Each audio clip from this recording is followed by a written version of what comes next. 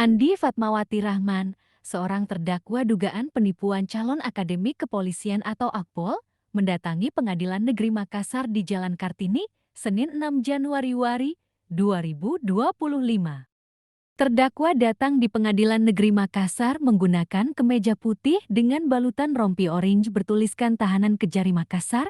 Terdakwa pun datang dengan pengawalan ketat aparat kepolisian dan pengawal tahanan kejaksaan. Terduga penipuan 4,9 miliar rupiah itu kembali duduk di kursi pesakitan dengan agenda sidang eksepsi atau keberatan terdakwa atas dakwaan jaksa penuntut umum. Saat sidang berlangsung, nampak keluarga korban memadati ruang persidangan.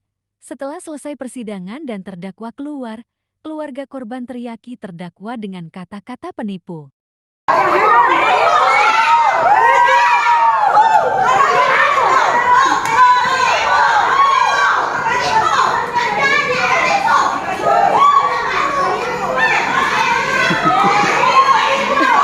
Usai pembacaan eksepsi, keluarga korban penipuan calon Akpol 4,9 miliar rupiah, Gonzalo Al-Ghazali, meminta hakim yang menyidangkan kasus tersebut agar menolak seluruh keberatan terdakwa.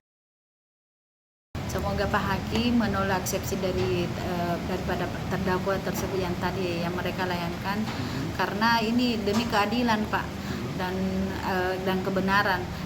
Selain kami tuh ada banyak itu korban-korban yang lain yang mereka belum bisa mencapai ke titik ini seperti kami Pak. Mereka belum, mungkin ada yang sudah melapor Pak, ada yang sementara proses. Jadi kami berharap terdakwa ini ditolak eksepsinya Pak, karena kami sangat dirugikan Pak. Banyak sekali kerugian yang kami terima dari tersangka.